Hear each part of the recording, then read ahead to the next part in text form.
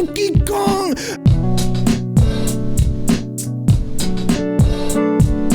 Even though nobody asked, we delivered. My name welcome back to the podcast, everyone. My name is Nestani, and I can't do intros apparently because I just fucked it up. Whatever.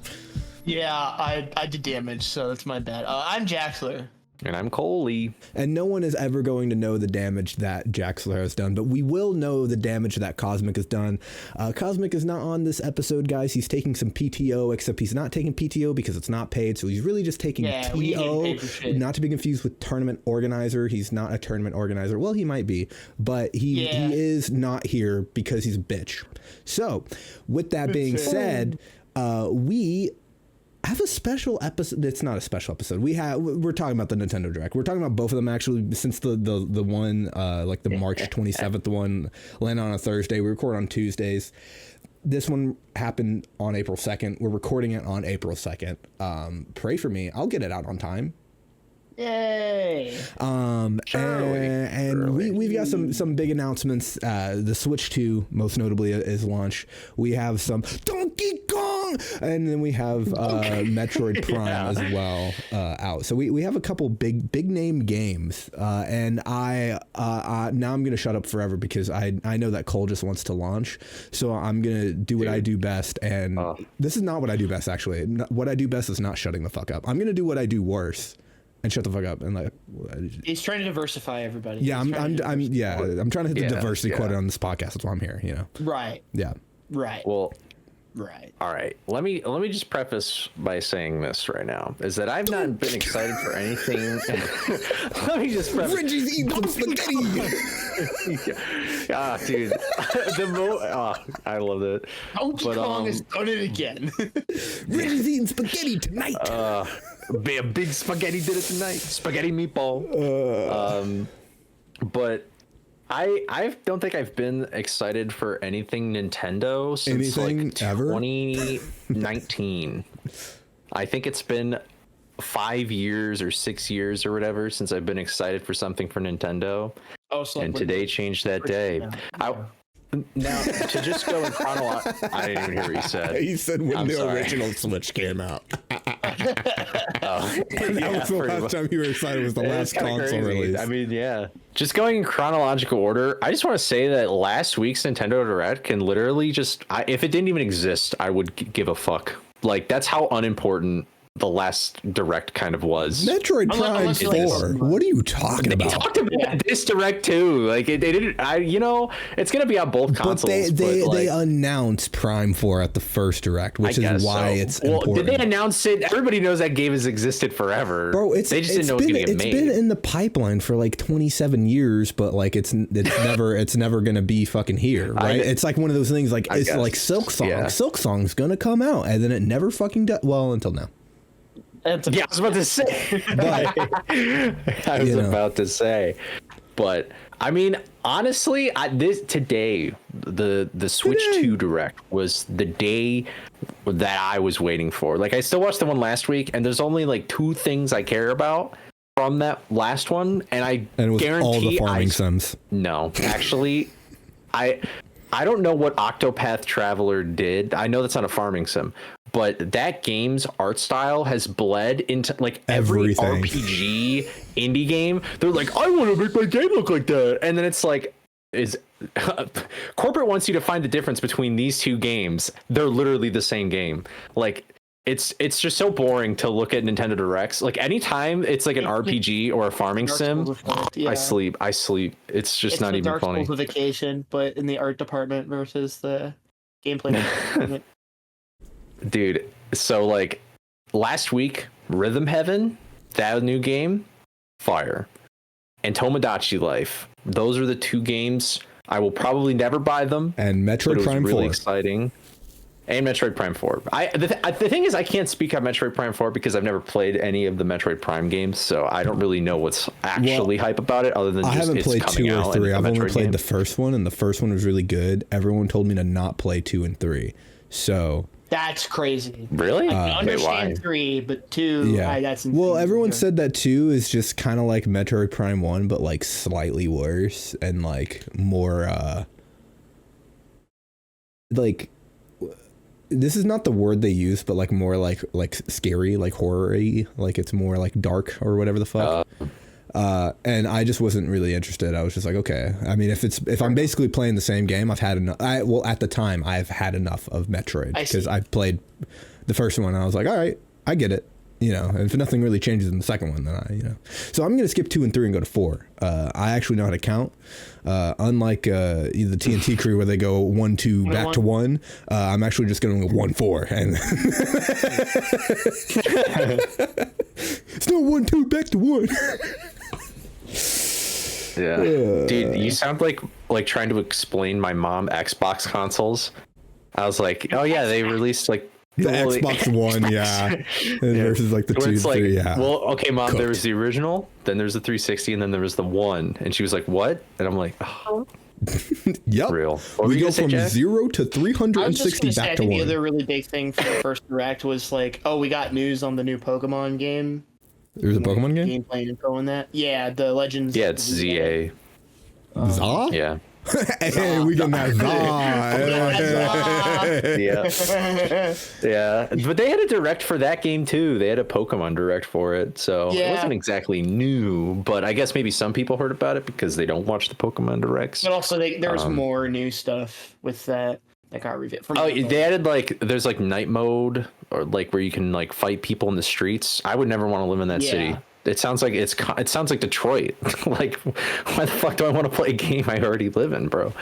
All right, but you're not getting into fights on the streets. You're really not. You're not. That's not what you're doing. You're not him, bro. As much as you want to be, you are not him. I don't even think I want to be.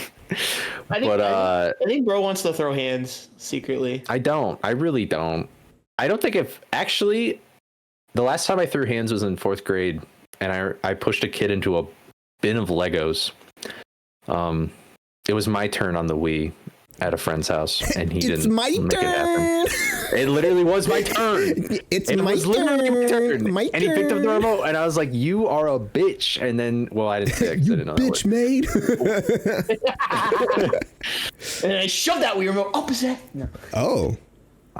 No, I didn't think about that. That's real innovative, though. I'll try that next time. Innovative is crazy.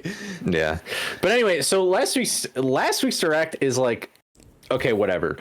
And Tomodachi Life and Rhythm Heaven are not only just like continuations of other games that like people already know and like, but like when those trailers came up, I awoke. Like, they're so different. Like, compared to something I don't like about how Nintendo Direct is presented, and honestly, I don't know how you could fix it, but for any other game that is not their own game, they present it in the most boring way. It's they just have like a little PowerPoint like do thing show up, and it's like the arrow, and then it's like, look at this new game that you've never heard about or care, and then they just like, I'm the narrator explaining this crazy new game, and it's like so like template. It's so like formulaic, and it's like, man, if I was like an indie game dev, that kind of sucks. I feel like I'd love to make my own little personal, like, crazy, wacky do thing, because that's what gets like attention, you know? Like, I mean, personalize around your game. I don't know how to solve it. I don't even know if it's something that can be solved or should be solved. It just kind of annoys me when I'm watching it. I mean, all I'm saying is that I'm gonna say all I have not watched either Direct. Let me be very clear. But I did watch the Metroid Prime 4 trailer. And in that whole thing, they were like, and then you can do this. And then you can do this. And I'm like, shut up and just show me. Like, what happened to show don't tell? Like, stop yapping at me, bro. Agree. Like, I don't like all this yapping going on. Just show me the game and get the fuck out of my face. Like, I don't like, put the stream on mute. Like, I don't like, what are we doing? So like, I don't know if I agree with their presentation style at all, but also at the same time, they're presenting to kids, not me. So I should suck a dick. Dude, if I was a kid, I'd probably even react harsher. I'd be like, not Mario. Get the fuck out of here. Not to be confused with Harsh, the Scooby-Doo Not 100 Fights Runner. I don't see that. But anyway, let's talk about the real beef. I want to talk about today. I want to talk about the Switch 2. Donkey Kong. I just hear something I'm missing with this bit. Like, does he just yell his name like that? No, don't explain it. It's fine. Oh, never mind. If you know, you know. I'm not a knower.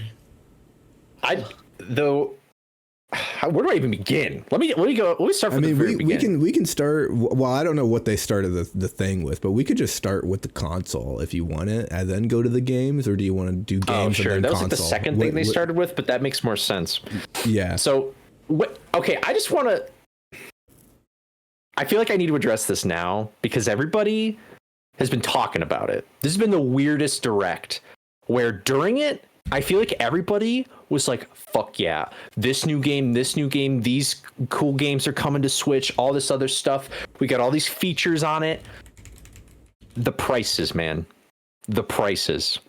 They didn't tell increase the console price. They did not tell the console price at all. But the game prices are ridiculous. A digital game the console price is $80. is out. The console price is out. So the console is $450. Oh. Console $450, digital is $80, and then physical is $90. And this is a good thing. Go ahead. Yeah, I know. I was gonna say. Okay, but like, the console I get, and I kind of prepared for it. Like I knew that my broke ass would not fucking buy that shit, at least right away. Like I'm not gonna jump at it.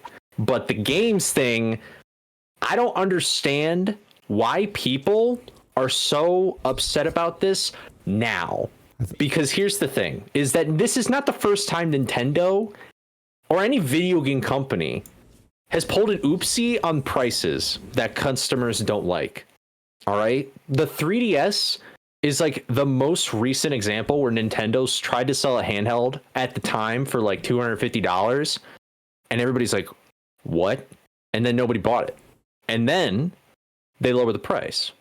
And then they were like, okay, and then they bought it. And now it's like one of the most successful things they've ever released. You know they lower the price over time, right? Like that's just a thing they do. I've never heard of them lowering the price for at least like the Switch over time.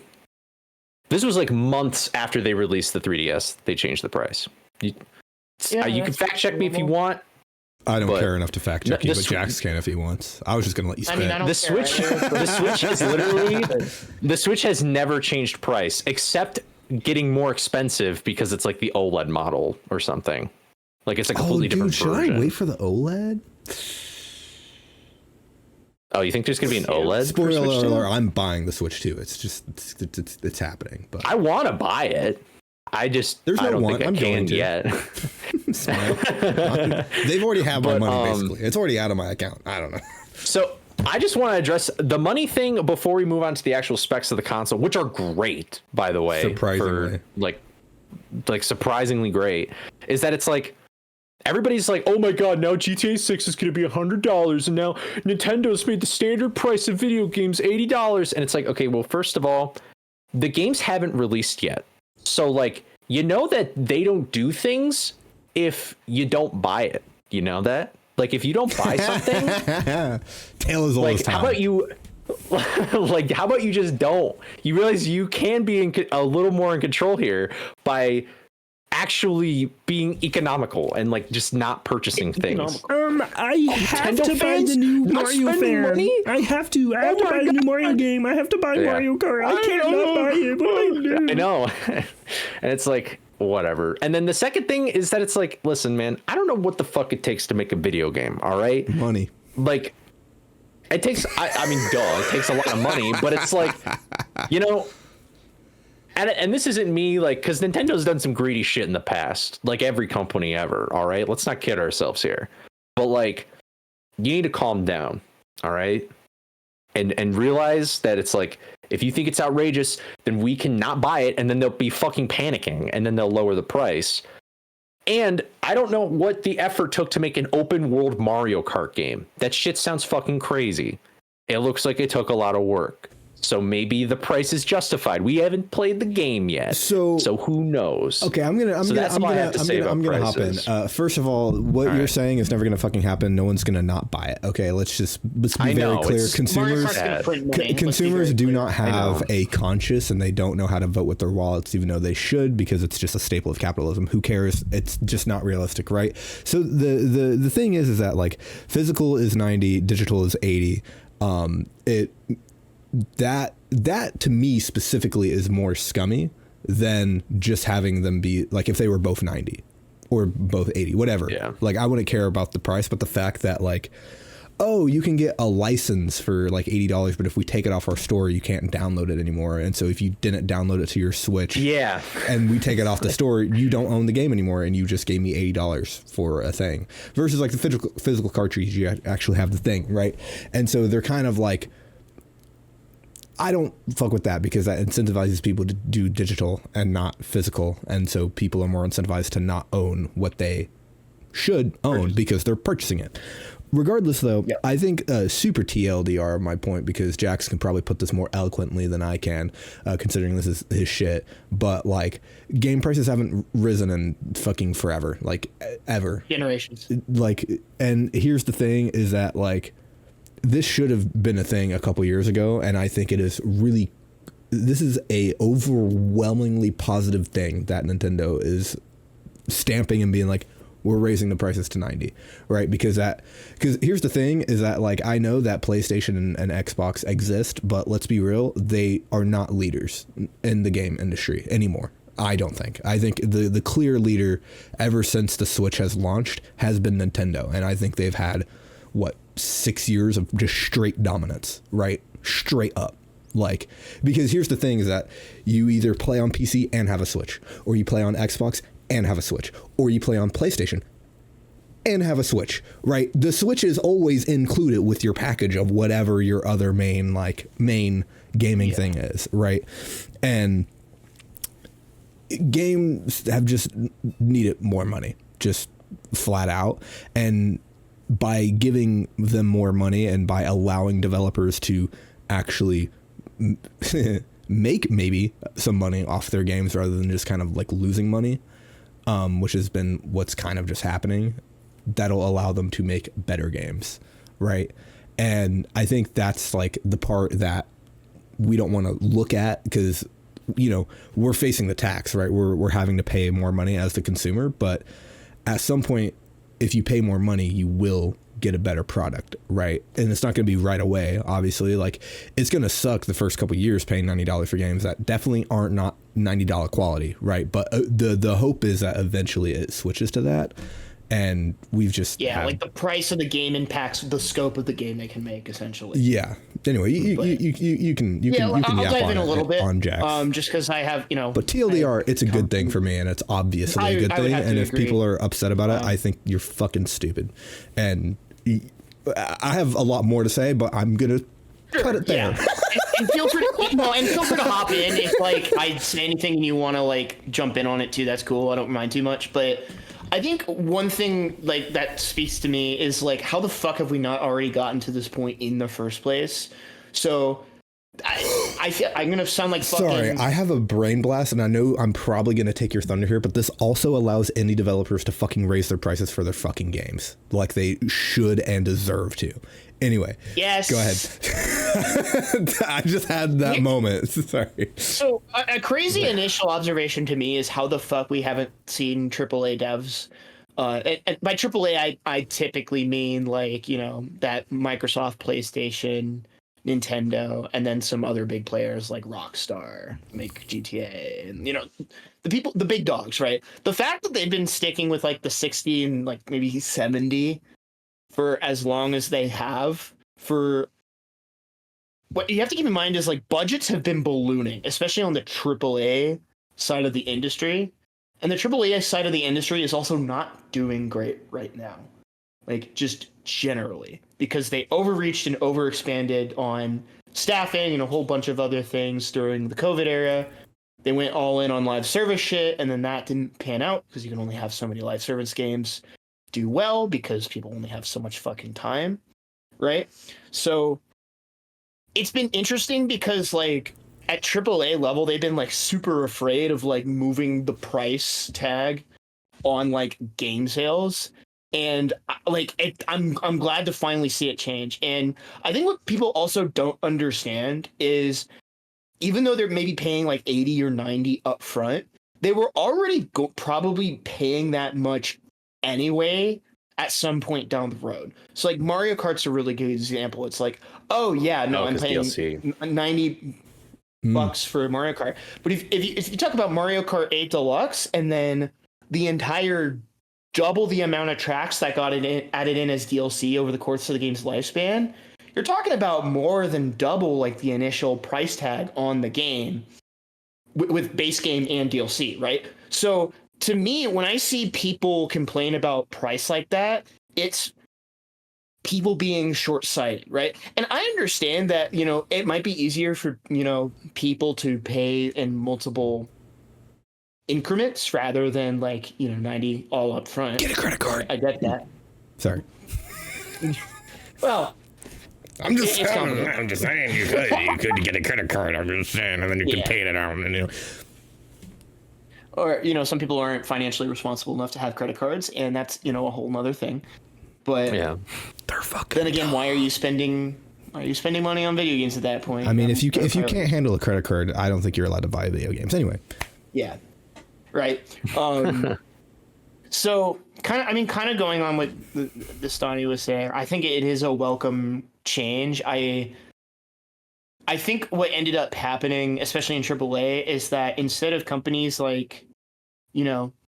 matching scope with the price of the game that they're trying to sell, they're instead cutting into cost saving in other ways to try to make up for that lower price tag. So all the layoffs that we're fucking seeing across the games industry, it's crazy how that fucking works, right? And I think the other thing too is Cole, you kind of mentioned it a little bit, but people really don't have any idea just how fucking much goes into game dev, especially at the AAA level. Just the amount of staff you need, the amount of role players that you need that do very specific specialized things.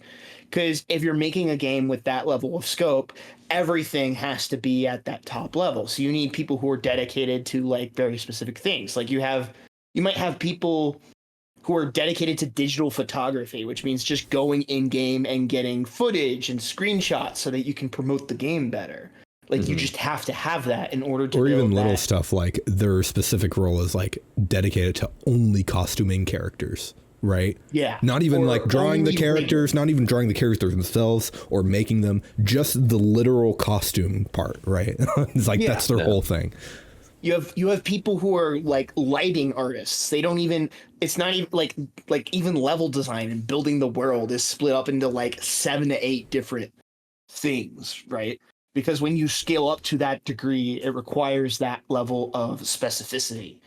And the hope is that when people have to pay more for games, that means it benefits not just the suits who own the company, but also the people who work on the games as well, and helps with stability in that regard. But we live in capitalism, so that's probably not going to happen. But generally, I'd have to agree with Nestani, and I would have to agree as well that people that are complaining are kind of stupid, but also not realizing that they're also probably spending all that money anyway. Yeah, I think that's I have kind of two different things. I'll go on that just because you just said it, but that's the whole thing with live service games and why they took the whole gaming industry was all right, live service is because, just to put it out there, I've spent more than $1,000 in Smite over the course of 10 years. But I have, right? And I have never spent $1,000 on a singular game outside of Smite. So that it's very easy to breach that $60 threshold, even in a free to play game, especially if you've been playing that game for 10 years and you're I want skins, yippee, or you want to support the company, whatever. But I had a brain blast in the middle of Jax's thing, which is, do you all remember this super hyped up game a couple years ago, maybe more than a couple years ago, called Cyberpunk 77? Oh yeah. Imagine if, I think here's the biggest problem for anyone that for some reason doesn't know, Cyberpunk released and it was absolute unplayable garbage dog shit, right? And they basically had to force the game out due to timelines or whatever. But I'm if games at that time were $100 or $90, whatever, could they have had the time to iron out that game to actually deliver on their promise of what that game should have been or could have been, right? Versus like them releasing the game and then like I think they're still patching the game. Like unironically, I think it might still be happening. I'm unsure, but they patched the game post release for at least a year. And it's just like, right, yeah. And it's like that price tag probably would have fit that game better than the $60 one. And I think if they had that price tag, maybe that game would have launched better. Maybe it wouldn't. You know, maybe I'm being too lenient to these people. And by these people, I'm not talking about the game developers. I'm talking about the people that told them that they had to release it now, right? Two different people. But I think that's just like a little hearsay. But just to wrap it up, unless Cole has anything to say, I think the most important part about this, and this is the last thing I'll say, and then you can go, it is the indie developers, right? Is that they are now liable to raise their prices because like paying like, I'll just use Lunasis as an example. Paying $5 for Lunasis is a crime. Paying $20 for Hollow Knight is a fucking crime. Like Hollow Knight is easily a $60 game. Like, oh yeah. And here's the thing is that by them bumping it up to 90, some of these indie developers can maybe start hitting that 50, 60 threshold and mean it, right? Like a Celeste 2 or like, I don't know, does Celeste 2 exist? But if they were to make it a Celeste 2, you know what I mean? That could easily be like, give me 60 for that, you know what I mean? Or give me 50 for that. And people will be like, yeah. And the thing with indie devs too, is that like the more money that they can get, right, from this trickle down from the top by them raising the prices and they can raise their price, that means indie developers can better support themselves financially to actually make games, because a lot of these people are like one-man companies, maybe 2, 3, 4, like it's not that many people, right? And so like with this raise in price, maybe they can actually do that and then make more games. And then it really, like, I guess to sum it down, it really benefits the middle of the market, right? These indie devs that are like, you know, pretty successful, but like they don't have that like super deep bag or anything because they're not like AAA title, but it's like right underneath it. All those guys get benefited hugely from being able to up the prices of their games, right?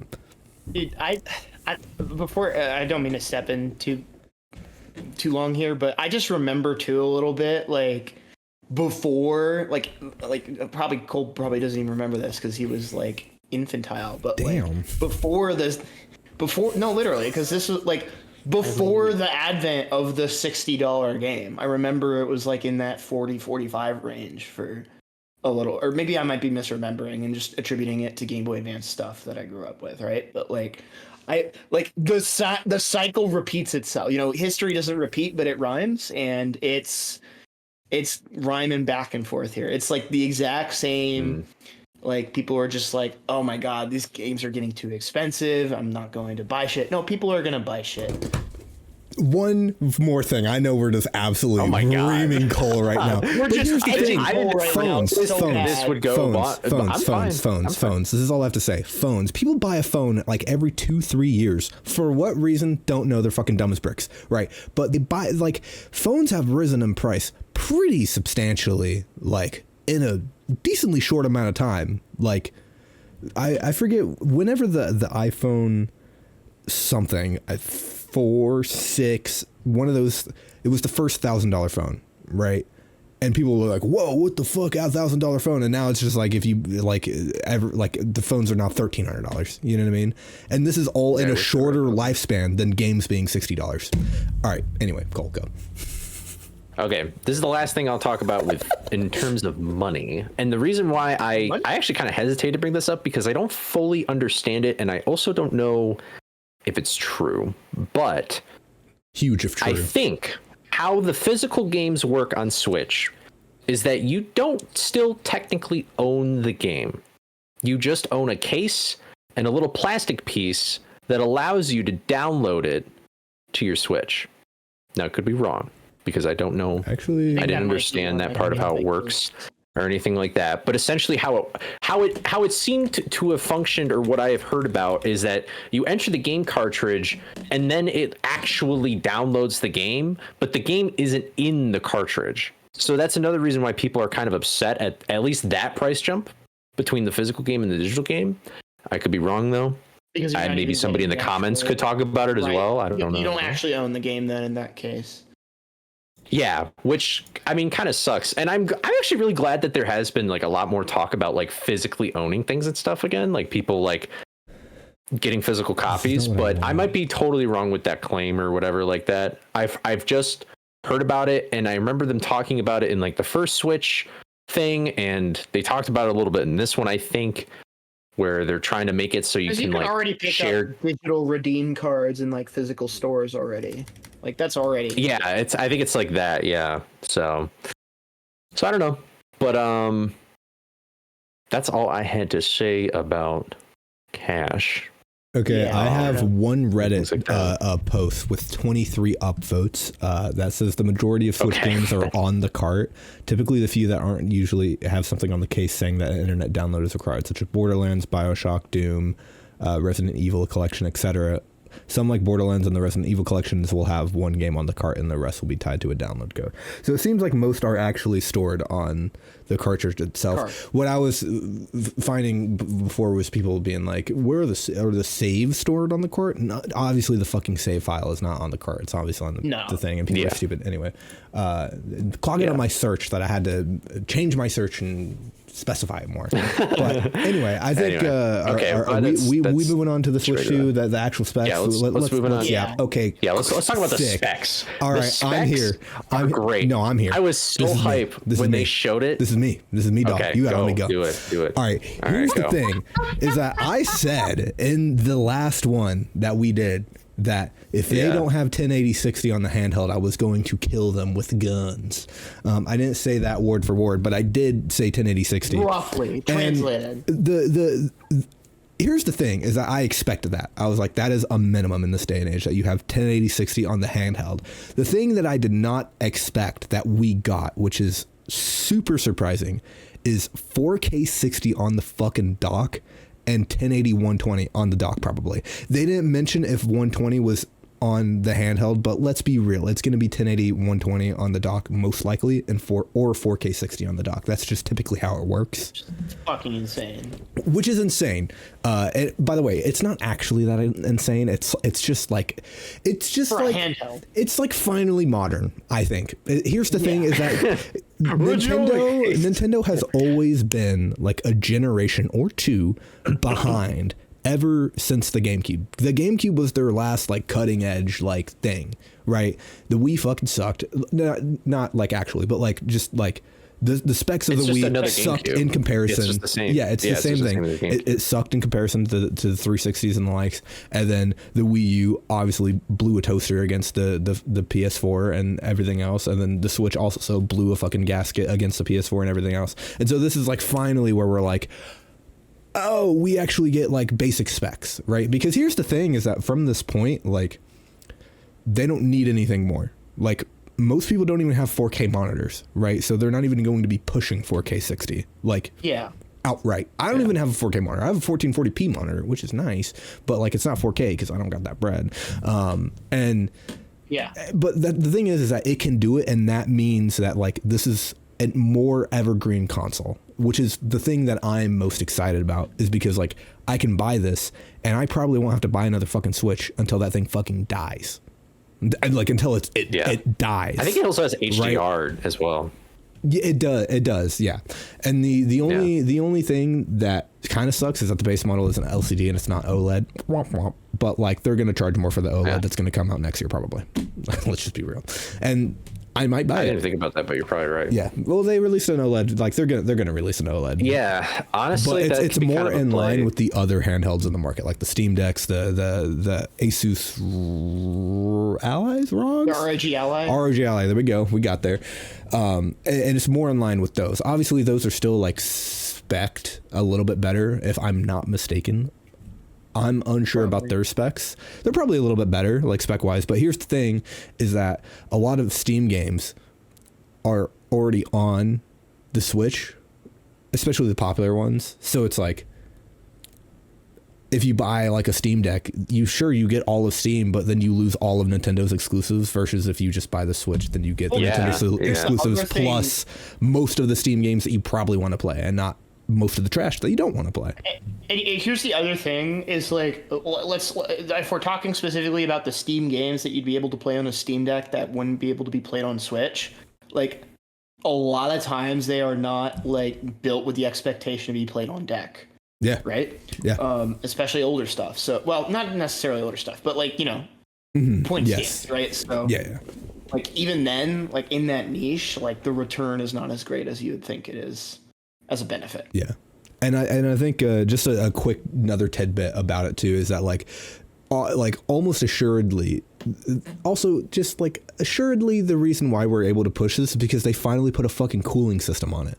And so they can actually push those frame rates. Yeah, and because there's a fan in the dock, and it's not just like a piece of plastic. That does absolutely like this thing is just there's nothing happening. It's literally just like a like, you know what I mean? It's literally just a USB extender. Yeah. Like a USB-C extender. That's literally what it is. And it's just like, what are you doing, man?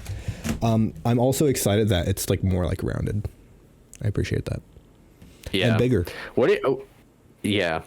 It's pretty cool. Also, I really liked the 3 seconds in the thing where they said, and the Joy-Cons the sticks are bigger, and then they just moved on. It was only like 30 seconds. It was like 1 sentence, and then they moved on. They didn't give a fuck. And they were like, yeah, the sticks are bigger. Yeah. Oh my god. Yeah. Donkey Kong. Donkey Kong. It also, just on the topic of like games exclusivity as well, something that I'm really curious how this will evolve, but there is a game that is exclusive to Switch that's from Software, and it's Dust Bloods. I don't know if you guys heard about that game. It's like a FromSoft, like Soul type of game. It's only going to be on Switch, which is crazy. Yeah, Blood Thunder's freaking out on the Blue Sky timeline. Really? Yeah, he was. Well, I don't know if he was freaking out, but he was excited about it. Yeah, but so I'm curious if there will be more Nintendo exclusive things that aren't like from Nintendo themselves, property kind of thing. Yeah, because now they're up to par with like what people want to make. So now they're going to be coming There's incentive to really. There's incentive to develop for it since it can push 4K 60, right? Since it can push like modern like frame rates, because most people don't play at greater than 4K 60, mainly because it's not really possible. Like even on like 49 and 5090, you're not really. Especially if you turn on the ray tracing, it's over. Like, you just don't notice it. Like, at least yet you don't notice it. Well, I mean, like, what do you mean you don't notice it? Like a lot of people, like diminishing returns on like higher and higher frame rate, higher and higher. Yeah. Oh, okay. Yeah. That just depends on the game that you're playing. Like if you're playing an FPS game or you're playing like a competitive game, you will notice frame rate very heavily. But if you're playing Mario, no. It doesn't matter. 60 is more than good enough. Like 60 is like where you want to be, right? So yeah. Also magnetic. I really hated this whole. Oh yeah, magnets are cool. This whole sliding shit. I did not fuck with it because it's not that was my biggest hope going into the Switch 2 is that durability would be addressed a bit better. So like the Joy-Cons themselves like are not very resilient. Stick boxes obviously have drifted. Oh, that's kind of an issue. Dude, it's going to be the same thing. They're not going to fix the drift or anything. And you're going to do, if you notice, what I did and get third-party sticks to put on your thing. That is totally fair. Yeah. But like even other things too, like the vent on the top of the console, like my brother's vent just like snapped, just from like he has a case and everything. Yeah. Broke. For me, the other big problem was the kickstand on the back when you're trying to play. Dude, that was the most annoying thing ever. This one looks so much better. This one looks so much better, dude. It actually goes across. Yeah. I mean, the OLED version also did it, but I mean, like, not. I actually don't really know how good the OLED version was for the kickstand, but like this new one looks. This new one looks really good. This fucking like garbage ass like what is this? Like what are we doing? Yeah, and then that's where the SD card is too, bro. Yeah, it's like, come on. Mine doesn't even latch anymore. It just kind of like wobbles. It's kind of wobbles, bro. It's so bad. Does mine wobble? Wobble when you wobble. It kind of does. I don't think mine wobbles because I've never ever used it because it's actually unusable. Yeah. So it barely supports it. And like, why is there just one on the side? Why can't it It's be not like even down balanced. the middle? It's not even like, give me 2. Anyway, they fixed that. So there's a big bar, so we're good. and it actually Now, works. like an arm bar sort of thing. Yeah, God Here's bless. this is something I'm very interested, because they really pushed The this C for button? some reason. Yeah, like the whole thing with the C button and Discord on it and like the whole shebang. Have you guys heard about that? I must have missed that. I was saying they the C added a new button as a button. joke, so I didn't know you were serious. No, this about it. this is a new thing where they're on the Joy-Con. It's going to be around, like underneath the home button. It's called the C button, and it's literally just like Discord game chat. It's just Discord game chat on the Switch. Okay. And they're going to sell a camera too, where you can do like video calls while you're playing a game. Oh my God, you can stream directly from your Switch. Dude, I you can play, like, cannot different wait games and to stuff get like that. screamed at by a 6-year-old in Pokemon Unite on the Switch too. Yeah, I accidentally last hit a creep as a I don't think you can do defender, it and now random, they want to but- fucking run it down. I cannot wait. A new era is truly upon me. I'm so it's just funny. I think it was Donkey who said that like the newest thing on the Switch is something that's already existed. Yeah, literally though. Switch, what the hell? Like that hasn't been a thing what's the since deal like too with like 2012. using the Joy-Con as a mouse? Fucking Skype in 2006, dog. Like, I don't know. Like, we've had this shit for a while. Yeah. The mouse thing I'm kind of interested in though, because I wonder if like certain games that were originally on PC might move to Switch, just because like maybe something It has to be that's for more like FPS. point and I click. mean, they because FPS stuff for sure, but they announced Civ 7. Which I mean, granted, you could still do it with a joystick because you're literally just clicking shit on a screen. but it would be way but more you can use the annoying. mouse for it. Yeah. Yeah, and so like that could be like when I saw Civ 7, I was like, what the fuck? Civ 7 on this? Like that's such a random game. But I mean, it's like, all right, cool. So I mean, for me with I know you guys had thoughts about that wacky stuff. Well, the thing about the mouse for me is just real quick is that like I will never turn down a potential feature, right? Like, hey, you can do this thing if you want to. And if you don't, don't even have to know it exists, right? And I think it'll be really cool for certain games. Like, they showed it off with Prime 4, which could be cool, especially with, like, because that game was probably just built for it. Let's be fucking real. Like, they were probably like, oh, and it probably will work pretty well in that game specifically because you can move with, like, the left Joy-Con and then fucking aim your gun with the right one. And that just feels Pog. It like, is Splatoon. Yeah, as you know well. what I mean? Yes. Yeah, because in an FPS game, but like it's also just a thing where it's just like doesn't matter, not really. But I think it's just like extra feature always good if you want to use extra feature. Yippee! If you don't, then It's there. It's there, you know. Yeah. And I'll never be like, wah. But Yeah. I think that's like roughly it though with the Switch. Oh, and there's a USB. There's finally fucking USB-C on the top, so you can actually charge it while you're playing it handheld. Yeah. Wow. That was I've been this excited since PS5 Pro. That's honestly the best part. That's almost the best part. If it couldn't push 4K 60, that would be the best part. Because like you just couldn't charge it. You couldn't charge it. You couldn't do anything, man. Yeah, Dude, it was torched. definitely one of the best parts. But and talking about all this stuff with the console, did you guys see? It's a tech demo. It's like the rabbits go home inside the Wii remote shit. Like they made a tech demo thing where it's like like a console tutorial that's a game that you can play where you like walk around on the Switch 2 and you can like go to different things and see how like each individual component of the Joy-Con like works and stuff like that. It actually looks kind of cool, but it's not free. If it came with the console, that would be kind of cool. that would be based if it came with it.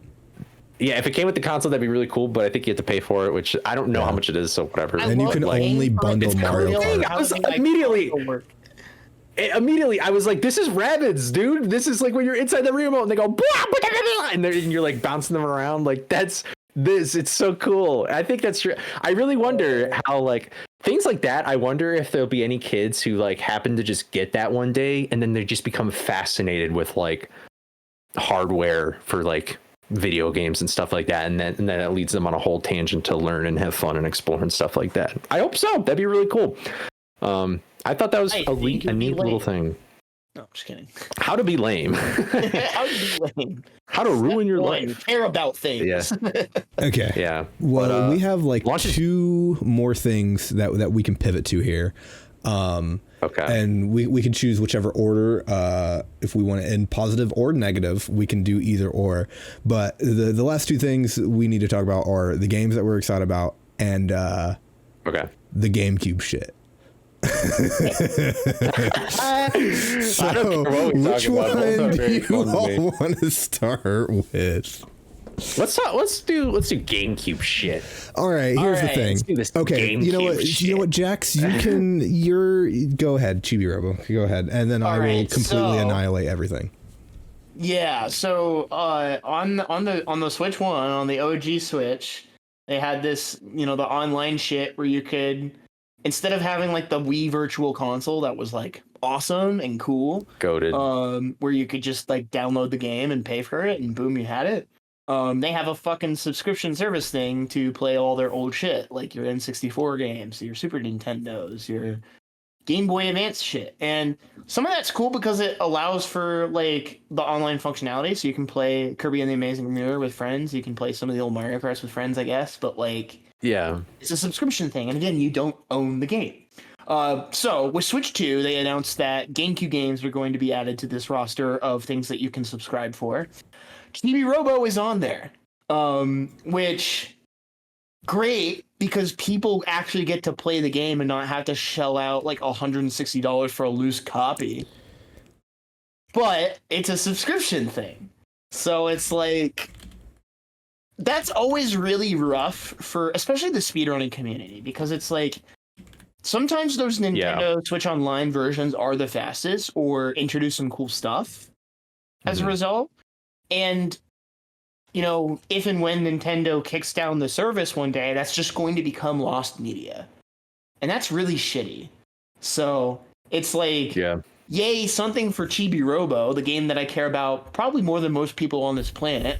But also it's like, this is always a historical thing with Chibi Robo, where it's like they get a little crumb and then they like kick it in the nards. And it's just like, can we just like be nice to Chibi Robo for once? Like, the original Chibi Robo game, they released it the year the Wii dropped, so no one fucking bought it. Park Patrol, they made a fucking Walmart exclusive. Like, no, was it Walmart or Twitter? It was Walmart, I think. Clean Sweep, they didn't even fucking release in the States. And then Ziplash was a fucking 2D platformer that sucked shit. So it's like, it's rough out for those Chibi Robo fans. Luckily, the old Chibi Robo devs made their own indie studio and made a Kickstarter for a spiritual sequel. So we stay winning. I didn't know that. It's called Co-Robo. It's going to be great.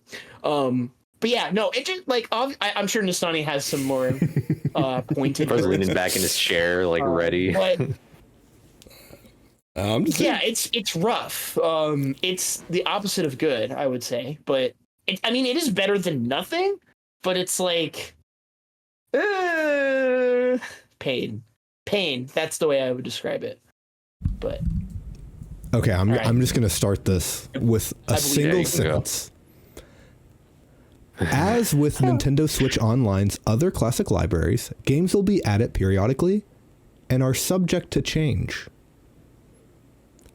So what does that mean? That means that they can just take a game off for fun, no reason, right?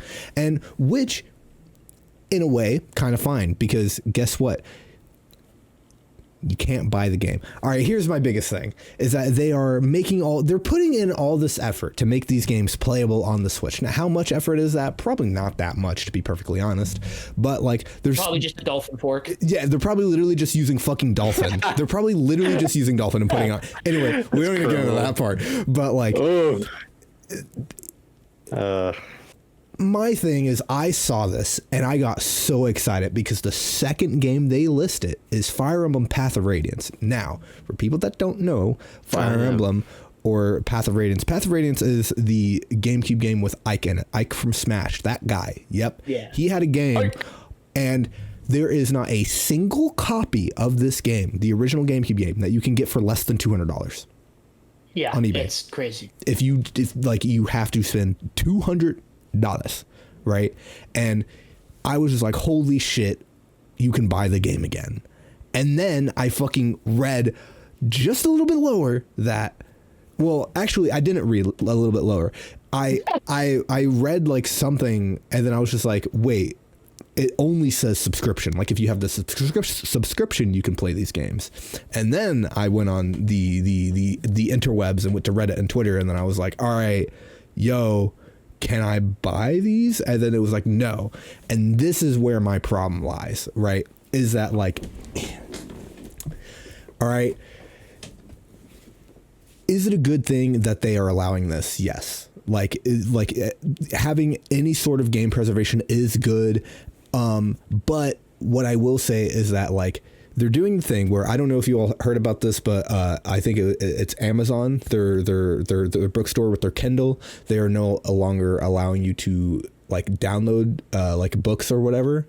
Like basically you don't own the book, you own a license to the book now, right? So if Amazon ever loses the license or loses the rights to host the thing, if you buy a book on Kindle, you're just buying the license, you're not buying the book. So if Amazon drops it from the store, you just bought a book, and then your license is just absolutely useless. You don't get a refund. They say, go fuck yourself, right? Here's the thing that's going to happen is that you're going to buy a game, like, well, if they would have let you on, you could have bought a game, and then if they felt like it, they could say fuck you, which is a problem in of itself.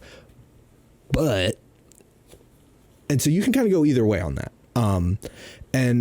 But my, like, I don't know, man. It's just like, I don't like this half-baked thing. I like having the choice. I like having the option of at least pretending like I am buying the full game, right? Even though I'm not. Yeah. Because then I don't have to waste money over and over and over and over again. Because let's say that I want to play Fire Emblem Path of Radiance once per year, right? Which is not unreasonable for me to do. Yeah. Because I really love Fire Emblem games. But let's just say I want to do it once every 2 years. Like in 10 years, like I will have spent more money on the fucking...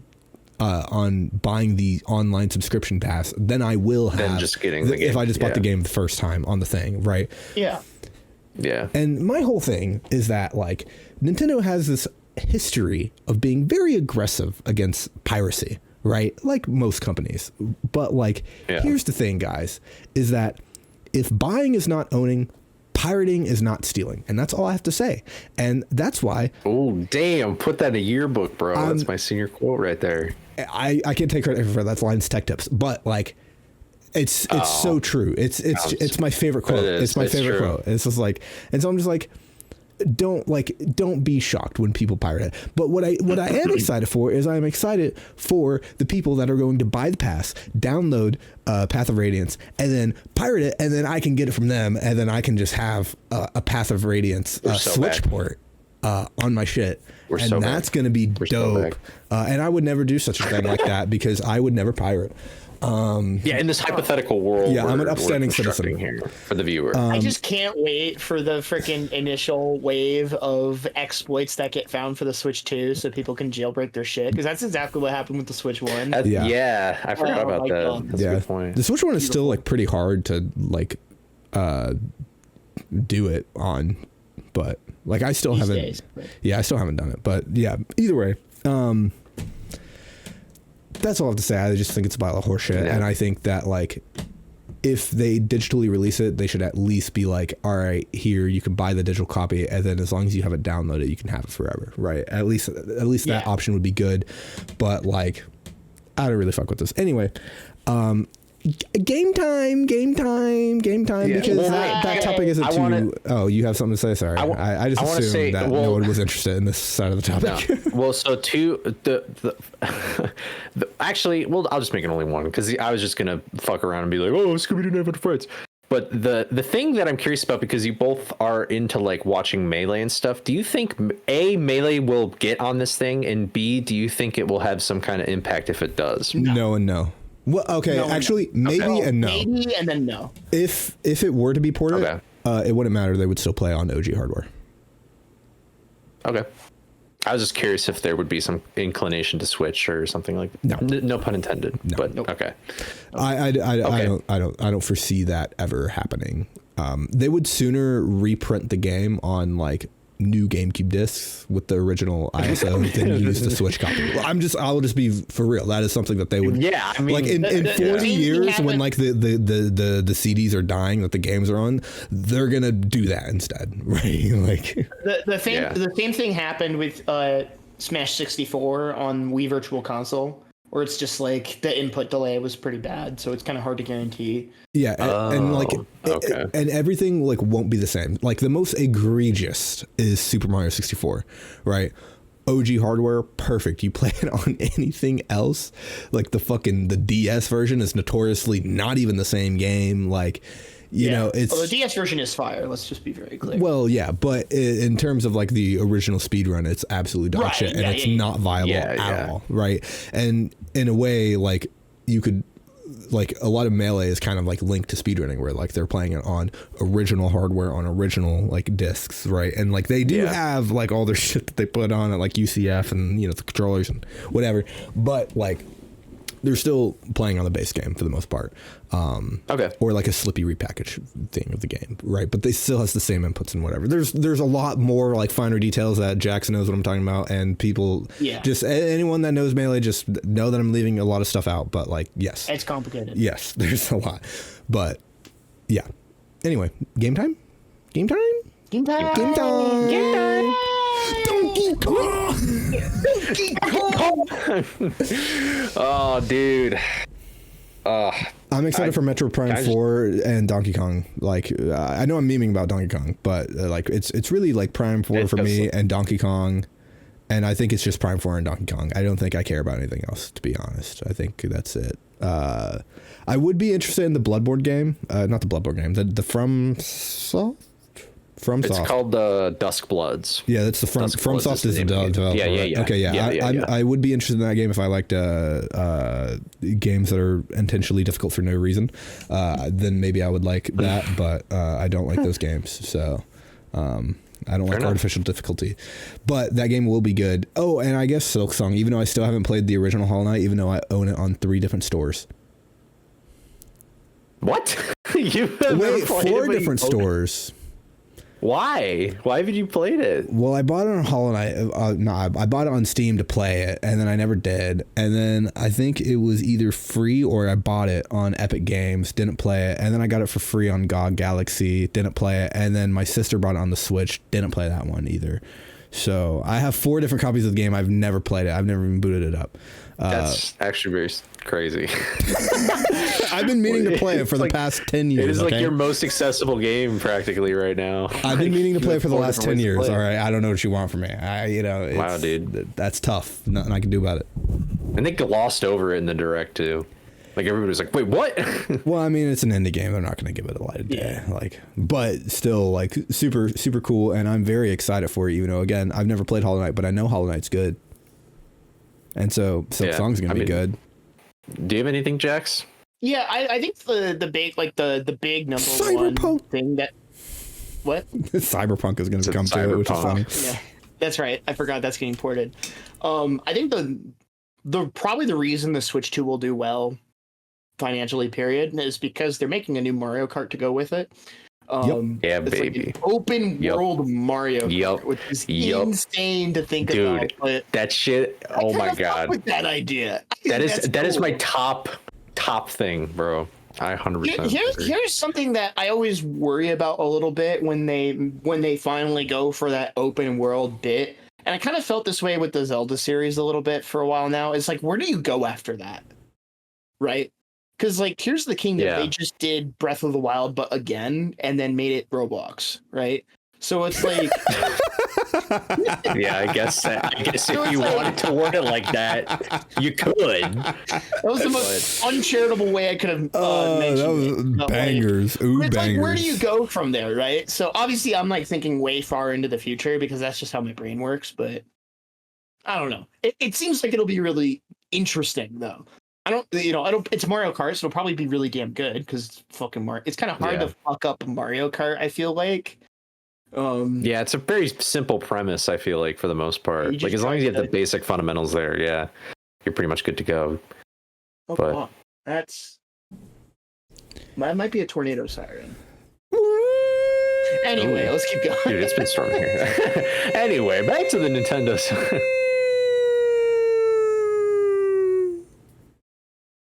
Did you like my tornado siren? No, is that really necessary? No. Do you want me to try again, or Switch game? Switch to game. The Switch game. No, dude. Did you have anything else before that was a big one. I have like another small thing that'll wrap up at the end, I think. I have a quick thing. I think open world games are stupid, dumb, and bad, and I think everyone is still riding this fucking Elder Scrolls 5 wave, and you're never going to recreate the game. All the games you make are fucking dog shit. I hate open world. Stop making fucking open world games. Just make them fucking normal, okay? Please. Like, no one cares. No one cares about this open world bullshit, because all that happens is that you make me replay the same 4 quests over and over and over again, and then it's just like, okay, yippee, wow, but there's 400 hours of gameplay, but there's only like 20 hours of real gameplay and then 20 hours of fucking fetch quests, and it's just like 20 times like 10, and then I'm not interested. And please stop making open world games. It literally ruined the Assassin's Creed franchise. Anyway, go ahead. Okay. We're calling it open world, but I don't really know if it is, like, if you want to call it open world, it's like free mode. I think that's literally what they call it. Like the open for fun. Like the open worldness of it is that it's like all the racetracks are connected onto this one map. Yeah, you can just but I don't know, and they're gonna have enough. They're gonna have. You can just fucking. Bye bye. Yeah, like, I'm done. Get me out of here. But they're gonna have a whole other direct where they talk about this game, so there's definitely still a lot of stuff that we don't know about it. So maybe they do have all like the usual open world, like whatever bullshit. But like, as far as I know, it's just like a fucking, just like you drive and dick around and just explore and have fun and stuff like that. And that's pretty much it. But this could be. I mean, I'm not gonna say anything until the game is out and people have played it. But this could be the greatest Mario Kart of all time, period. Like, the way it is so different than all the rest of them. They're adding so much different stuff. They're finally making like there's anti-gravity in Mario Kart 8, but it's like, who the fuck, nobody notices that unless you literally look in the background. There's nothing else that is really technically different about anti-gravity. It's just when you go in dolphin free cam mode or whatever, like, or, you know, like there's a cutscene, then you'll notice it. But when you're driving around, it doesn't do anything. Now we have like, you can grind on rails like it's SA2. You can wall climb like it's SA2. You can, I don't know why I keep saying SA2. But addendum, you can ride on rails like it's Sonic Rider Zero Gravity, and you can ride on walls like it's Sonic Rider Zero Gravity, which is the best racing game ever made. I think there's, I don't know if it's Zero Gravity. Someone's running one of the Sonic Riders games at Midwest Speed Fest, and I am very excited to watch that run. Dude, Sonic Rider Zero Gravity is one of the greatest games ever made, on God. Anyway, sorry, this is side tangent. Can we get Sonic Rider Zero Gravity again? Bring it back anyway. Bring it back.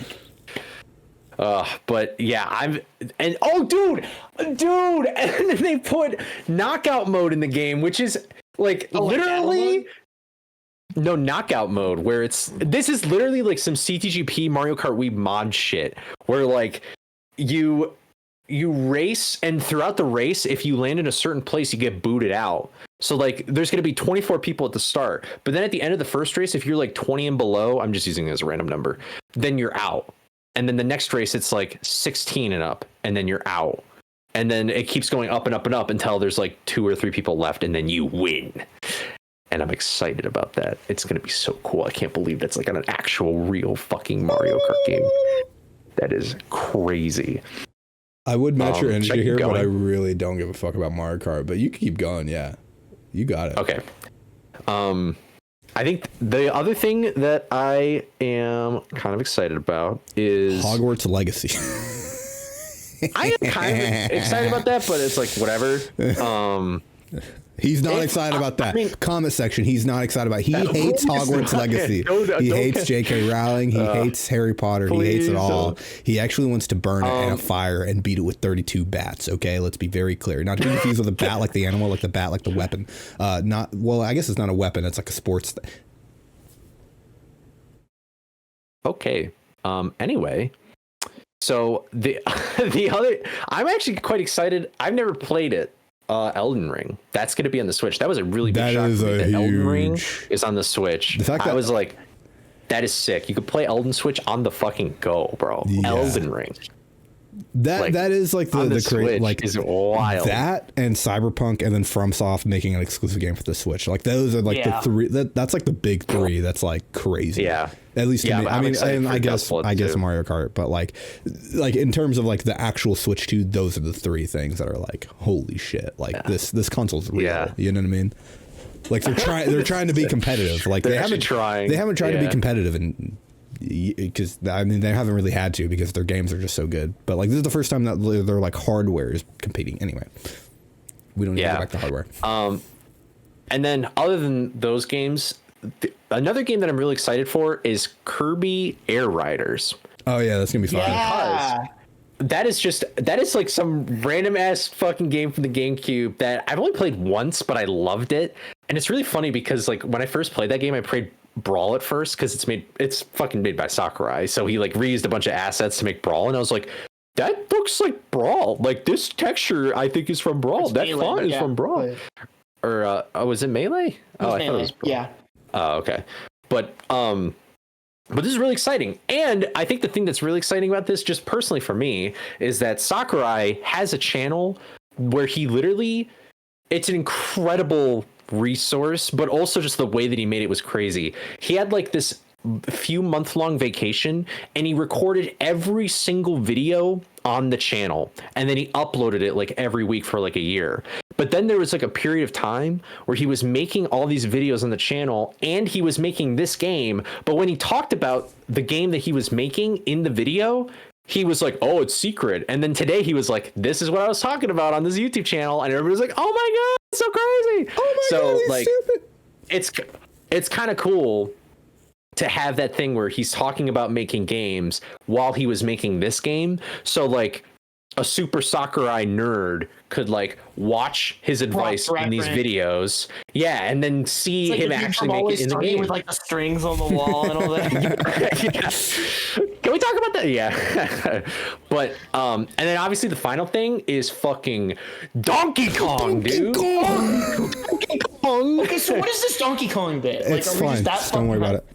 It's fine. So when everybody saw the first Mario Kart trailer, they were like, why do you look like that? Why does Donkey Kong look like that? Now we know why. And I think he looks, at first I was like, this guy looks like he's like cracked. It looks fire. Like, he looks so cool. On? But now he looks so good. Like somebody on Twitter put like a picture of Donkey Kong from like Mario Kart 8 Deluxe, and he's just like he is void of personality. Yeah. And now he's got like so much flair and kaboom to him. Kaboom! Boom, like Tetris. And then you just boom Tetris. You just break through everything. Honestly, when I first saw it, I literally have in my notes here, literally Donkey Kong Odyssey. Like it looks like Mario Kart Odyssey, except you are just Donkey Kong. And it's fire. We have not had a 3D Donkey Kong game since DK64. I was gonna mention that. It's kind of crazy. I think this will be the second ever 3D Donkey Kong which game. is hype because DK64 is fire. I've never beaten the game. It's so ass, but it's so fire because it's ass. Like, and it seems like a really cool mix of like the old stuff and the new. Like. Apparently the rando for DK64 goes hard, but there's like a Doesn't Shasta play Air Riders, by the way? Kirby Air Ride. Or is that a different Kirby game that Shasta plays? Shasta plays like Kirby and the Forgotten Land. Kirby and the Forgotten Bitches, I remember. Damn. Speaking of the Forgotten Bitches, Kirby and the Forgotten. Sorry, did you want to go? I was gonna do a last second pivot, but if you have more to go, just go on. Okay. No. Last second pivot. I like forgot about this until I was scrolling through this article again, but like they're doing this thing, and I really, really hope that they extend this list and they keep doing it for other games. But for like Nintendo. I'm just going to read the paragraph on the thing. So as well as the above full exclusives, there is a series of Nintendo Switch 2 Edition titles, which is interesting. Nintendo Switch 2 Edition titles, which are Switch 1 games patched to make the most out of the Switch 2 hardware. So basically just making the older games look better and run better on Switch 2 hardware. Like and Zelda, these are available as both upgrade packs if you own the Switch 1 version or standalone versions for the Switch 2. So like if you don't own Tears of the Kingdom, like I don't own Tears of the Kingdom, but if I bought Tears of the Kingdom for the Switch 2, I would get the upgraded version. Here's the thing, is that the upgraded version is really, really fucking cool if they roll it out to a lot of games. If they're only doing it for like these few, the few that I'm going to list is the few that is on this article from Polygon, Super Mario Party Jamboree, Zelda Breath of the Wild, Zelda Tears of the Kingdom, Kirby and the Forgotten Bitches plus the DLC, Metro Prime 4, Pokemon Legends, ZA, Civ 7, then some other fucking games no one cares about. But like, I like, what's not on here is Pokemon Scarlet and Violet. If they make Pokemon Scarlet and Violet actually fucking run, because the Switch 2 can run that game, you know what I mean? Like, that would be fire. I'm just saying, because the Switch 1 has such problems running that game. Naturally, and even without like a dedicated like buff to it or whatever, or like a patch, it'll probably just run well on the Switch 2, period. Like, you probably don't even need to do that, but it would be cool to see. I'm just saying, because then I might actually buy the game, since I could actually play it at not fucking 20 FPS and crashing every 10 minutes. And those versions, because I've heard that it's one of the best Pokemon games ever, but because it's unplayable, I refuse to give them my money. Like, it's because really good. Hey, by the way, guys, throw back to the beginning of the thing with Cole. I vote with my wallet, and so whenever something's not, I don't buy it. You're such a good consumer. I know, guys. I know. Bye. To kind of like add on to this point, one thing I am slightly worried about is that if Nintendo uses these as an opportunity to patch stuff other than the performance shit, and this is coming from being a speedrunner, where it's like, are they going to use these okay, I know where you're going. Patch speedrun tech and glitches and stuff? Like for Breath of the Wild, Tears of the Kingdom is probably a big example, but like it's happened with Odyssey where they've had speed tech patched out that was cool, but they had to play on the new versions because they conveniently got faster loads in the newer updates in Mario Odyssey. So it's like that is a possibility, because like they're not, it's not just like a graphical like bump, like they're also adding shit to things as well. Like did you guys see what they added to Mario Party where you can use the cameras to play in game and stuff like that? No, that shit looks I didn't see it. I didn't watch the direct. I just read the articles. I'll be real. Dude, that shit looks so goofy. That shit looks crazy. It's like all these people are keyed out and they come out of a warp pipe and they start like punching the question block up or whatever. And it's like, this looks like a meme video. This looks like a donkey video. Like, it looks like someone just made it up. And of course, like the stream was like lagging the whole time and then it eventually crashed. It was like, oh my God, dude. It was a goofy time. But yeah, I would not be surprised if they change like whatever, like fuck all with the new versions. It would definitely like line up with like Nintendo's whole thing of being like, hey, yo, we're patching this game. And Tornado is approaching. I will be right back. So like in this article, it says that like the Switch 1 games are like patched or like upgrade packs. Like, do you know like specifically like what that means? If it's not only like visual updates, or are there like more? Because what I read from that was that it's just like an optimization and just like maybe visual fidelity improvements. That's probably a stretch, but like maybe. I mean, they seem to be that they're going to charge for it. Like these upgrade packs are charging, so I would assume that means better visuals, right? But I don't know. I didn't watch the direct. Yeah, so. They didn't say a price, but they did say that you had to pay another smaller, obviously, sum of money if you already own the game to play it on the Switch 2 and stuff like that. But it did seem like it was more than just like graphics and stuff like that. Like, I know that Zelda had like this thing it was basically a cheat mode. Like, it just told you where things were.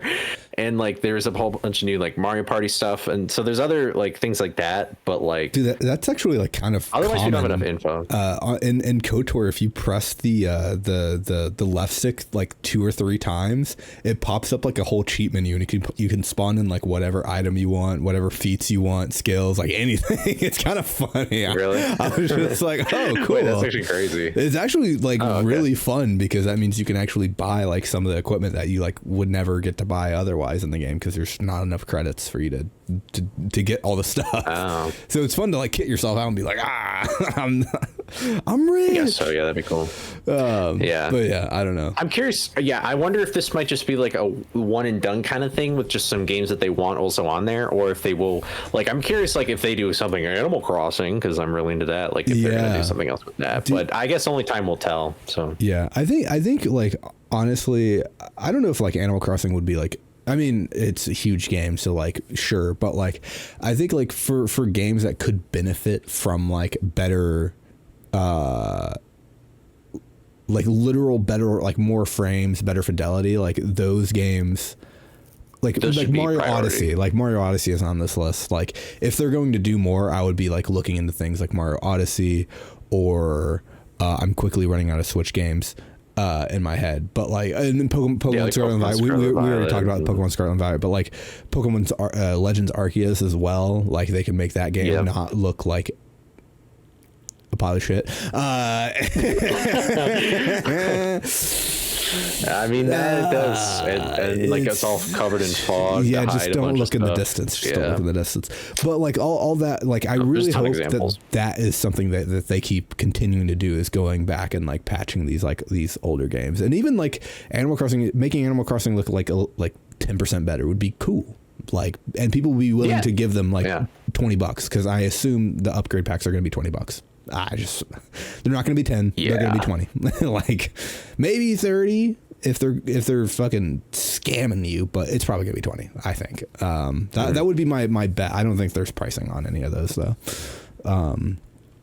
But yeah. Either way, they should definitely go back and do that. But with that we're gonna call the podcast because Jaxler is currently getting sucked off by a tornado right now. Surely he'll be alive next week. He should because they're in the Midwest and they have like good like tornado shit. So like he'll probably be fine. But he doesn't have power. So but regardless, that's gonna do it for this podcast. Cole, do you have anything going on? Anything happening? Literally just for the moment, just the Speedrun Sunday stuff, 4:30 EST on Twitch and YouTube. #ad. And that's basically it. Please, please go see him. Please. #ad. #gifted. And for me, I have nothing really going on. My time has been absolutely annihilated forever.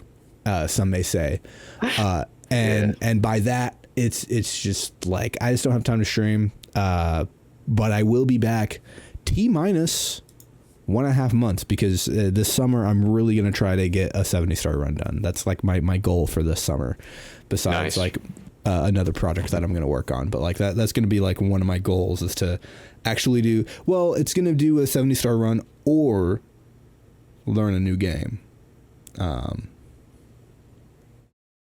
I've been thinking about. But that's all. Also, I'm going into electrical engineering now. For those that care, I'm switching my major. Like it wasn't a joke last week. I am switching my major. I'm going into electrical engineering, and I'm going to be even more busy than I am now. And that's going to be cool. All I have to do is pass. Goodbye. Yeah. Goodbye, everybody.